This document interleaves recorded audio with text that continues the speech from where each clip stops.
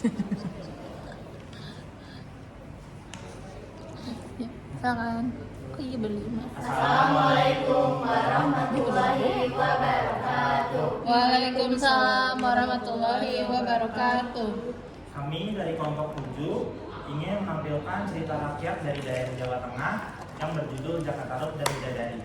Saya Raja Hafiz Ramawan sebagai narator. Saya Kaila sebagai bidadari. Saya Hana sebagai Bu Randa. Saya Fitri sebagai Nawula. Saya Idam sebagai Jakarta. Ya, silakan.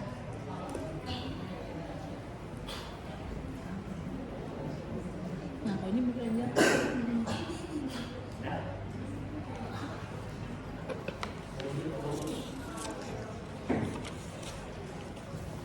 Pada zaman dahulu di sebuah desa di daerah Jawa Tengah, hidup seorang pemuda bernama Jakarta. Ia tinggal bersama ibunya yang biasa dipanggil Bu Randa. Ayahnya sudah lama meninggal. Sehari-hari Jakarta dan Bu Randa berburu bukan. Pada suatu malam di tengah tidurnya yang lelap, Jakarta bermimpi mendapat istri seorang bidadari dan cantik jelita dari kayangan. Begitu terbangun dari tidurnya,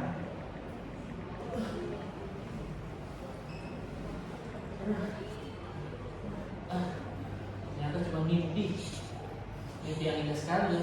Dan nampak jelas terbayang di ingatan aku. Dunia cantik di lagi. Aku keluar saja lah. sesaat Jakarta sedang melamun, tiba-tiba terdengar ayam dan berkokok mengatakan sudah pagi. Ibu Jakarta pun terbangun dari tidurnya.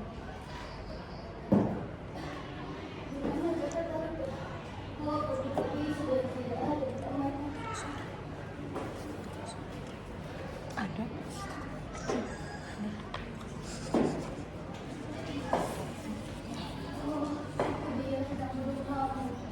Apa yang sedang dia pikirkan? Apa dia memikirkan ini segera berumah tangga? Teman-teman sebanyak pun rata-rata sudah menyesal. Sia-sia apapun, kita harus menjadi pemaju dari taruh menjadi istri yang baik. Jakarta adalah seorang pemuda yang sangat senang berburu. Ia juga seorang pemburu yang handal. Keahliannya itu diperoleh dari mendiang ayahnya. Pagi itu, Jakarta telah siap berburu kebutuhan.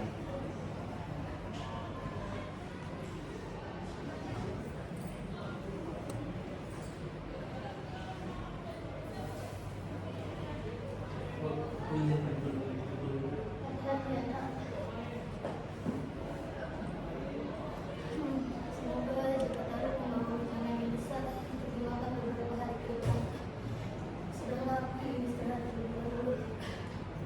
Selama kemudian di tengah hutan, Jakarta berhasil memanah seekor menjangan. Hatinya senang. Namun sayang, begitu Jakarta sedang berjalan pulang membawa hasil buruannya pun meleset dan kabur. Sial. Hewan buruan sudah di depan mata, tapi aku tidak bisa menebaknya. Pertanda apa ini ya? Sebaiknya aku tidak perlu memikirkannya lah. Apa aku pulang saja ya? Tapi kalau aku pulang sekarang, aku tidak membawa hasil buruan. Tidak apa, ibu pasti mengerti keadaan seperti ini. Ketika Jakarta mulai memasuki desanya, Jakarta terkebun memandang rumahnya sudah dari kejauhan. Ada apa? Orang sekali. Bu Randa, Aku tidak perlu mendengarnya. Sebaiknya aku pulang saja. Aku sudah lapar. Jakarta pun mulai tidak enak hati. Ia segera berlari menuju rumahnya. yang sebentar ya, Nak. Ada apa ini? Ibu! Ibu! Jakarta langsung tertuju pada sesosok tubuh yang terbujur kaku di atas dipan di ruang tengah. Beberapa detik kemudian, Jakarta menyadari kalau ibunya telah meninggal. Jakarta tak sanggup menahan air mata. Inilah bukti atas firasat buruk yang dirasakan sejak pagi. Sepeninggal ibunya, Jakarta mengisi hari-harinya dengan berburu. Hanya dengan berburu, Jakarta bisa menikmati kesehatan. Di suatu pagi hari, Jakarta telah bersiap-siap untuk berangkat berburu. Dengan santai, ia berjalan menuju hutan masa hari masih pagi. Ketika sampai di hutan, Jakarta hanya Cudi menemukan tuh, hewan lewat di depannya. Tak apa terasa namanya hari sudah kayak tempatnya. Hari sudah terasa siang. Cuma aku tak ada saya ekor hewan bulan pun yang sudah datang kepadaku. Aku haus sekali. Aku pergi ke danau saja lah untuk mencari kain. Lama kemudian, tibalah Jakarta di danau Toyota.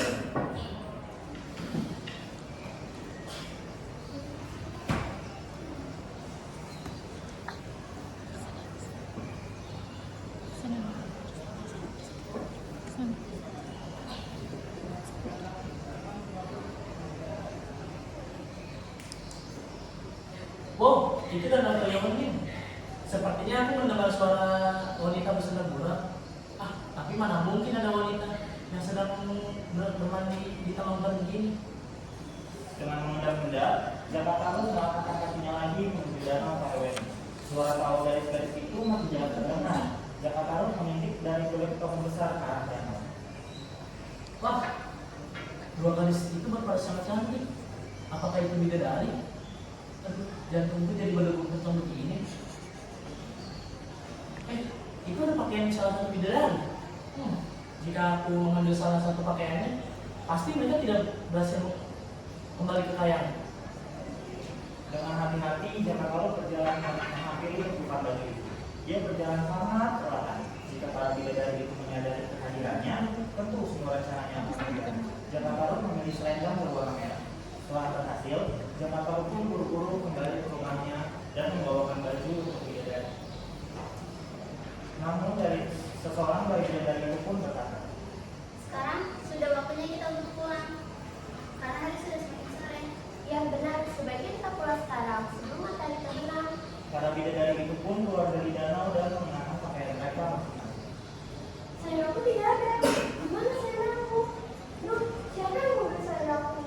Memangnya kau menaruh selendangmu di mana, Nawangwulan? Di sini, sama dengan sayang kalian. Duh, gimana aku ini? Kalau sayangku tidak ada, aku tidak bisa pulang ke kayangan. Karena Nawangwulan tidak menemukan selendangnya, dia segera kembali ke danau Paewen. Temannya membantu mencari baju Nawangwulan, tetapi usaha mereka sia-sia karena baju selendang Nawangwulan sudah dibawa pulang oleh Jakarta Barat ke rumahnya. Nawangwulan, maafkan aku. Aku harus segera kembali ke kayangan dan tinggalkanmu di sini. Karena hari sudah semakin gelap. Baiklah. Nawangwulan tidak dapat berbuat apa-apa. Dia hanya bisa mengangguk dan melambaikan tangan kepada temannya yang terbang perlahan meninggalkan danau Paewen. Nawangwulan pun merasa putus asa dan dia tiba-tiba berucap, Barang siapa yang beriku pakaian akan kujadikan saudara wilayah perempuan. Tapi wilayah laki-laki akan kujadikan suamiku. Jakarta Barat yang sedari tadi memperhatikan gerak-gerik Nawangwulan dari balik pohon tersenyum senang. Jakarta Barat keluar dari persembunyiannya dan berjalan ke arah danau. Dia membawa baju mendiang ibunya yang diambilnya ketika pulang tadi. Jakarta Barat segera meletakkan baju yang dibawanya di atas sebuah batu besar seraya berkata, Ayo Nawangwulan, aku bidadari. Aku membawakan baju yang kau butuhkan. Pakailah segera karena hari sudah hampir malam. Jakarta Barat meninggalkan Nawangwulan dan menunggu di balik pohon besar tempatnya bersembunyi. Dalam kemudian, Nawangwulan pun datang menemui. Aku Nawangwulan, aku bidadari dari kayangan yang tidak bisa kembali. Karena sayangku hilang. Hai Jaka, karena aku tadi sudah bersumpah, aku bersedia menerimamu dari suamiku. Terima kasih Nawangwulan. Kalau gitu, ayo kita pergi ke rumahmu. Baiklah. Hari berganti hari, bulan berganti bulan. Angkasa, rumah tangga Jakarta Barat dan Nawangwulan sudah dikaruniai harapan dan nama salah seorang pun penduduk desa yang mencurigai siapa sebenarnya Nawangwulan. Jakarta Barat mengakui istrinya itu sebagai gadis yang berasal dari sebuah desa yang jauh dari kampungnya. Sejak menikah dengan Nawangwulan, Jakarta Barat merasa sangat bahagia. Seperti biasa, pagi itu Nawangwulan berlubung yang terletak di dalam kegelapan untuk menghidupkan.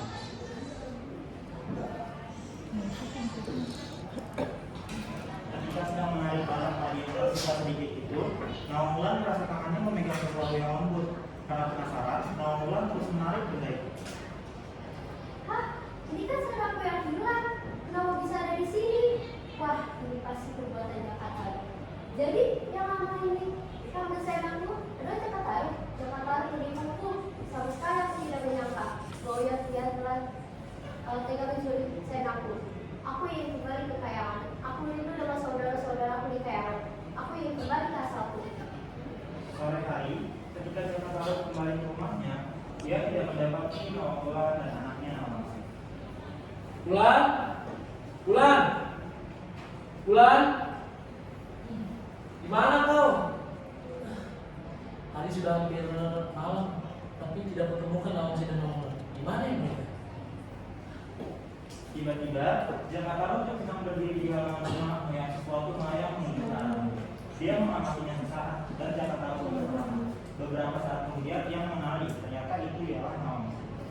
Wulan, dari mana saja kau? Kau memakai baju bidadari itu? Kau sangat cantik sekali, Wulan. Aku sangka kalau kau sudah menemukan selendang yang kusembunyikan selama ini. Berarti selama ini rahasia yang selama ini kusembunyikan telah terbongkar. Kenapa kau tega melakukan ini padaku, Jaka? Maafkan aku, Wulan. Aku sangat menyesal. Hanya itu kata-kata yang sanggup diucapkan Jaka Tarub. Wulan dapat merasakan betapa Jaka Tarub tidak berdaya di hadapannya. Kau harus menanggung akibat perbuatanmu, Jaka. Aku akan kembali ke kayangan, karena sesungguhnya ini seorang bidadari, tempatku bukan di sini. Jaka Tarub pun tidak menjawab. Dia pasrah akan keputusan Wulan. Kau harus masuk Nawangsi sendiri. Mulai saat ini kita bukan suami istri. Dan ini aku serahkan Nawangsi kepadamu. Anak kecil itu pun masih tertidur lelap. Ia tidak sadar bahwa sebentar lagi ibunya akan meninggalkan dirinya. Walaupun ini salahmu padaku, Jaka, Nawangsi tetap masuk. Jika dia ingin bertemu denganku satu hari nanti, bahkan mengatakan, maka aku akan hidup bermulia. Tapi ada satu syarat. Kau tidak boleh bersama Nawangsi ketika aku meninggal. Biarkan dia seorang diri di dekat batang kaca. Kasih aku. Baiklah, Nawangsi. Baiklah, Nawangsi. Ambil aja, Pak. Akan turut berbicara. Jaka Tarub hanya bisa menahan kesedihannya. Setelah Jaka Tarub menyatakan kesanggupannya untuk tidak bertemu lagi dengan Wulan, sang bidadari pun terbang meninggalkan dirinya dan Nawangsi. Jaka Tarub hanya sanggup menatap kepergian Wulan sambil mendekat Nawangsi. Sungguh, kesalahannya tidak termaafkan. Tiada hal lain yang dapat dilakukannya saat ini selain merawat Nawangsi dengan baik seperti kisah Nawangsi. Silakan.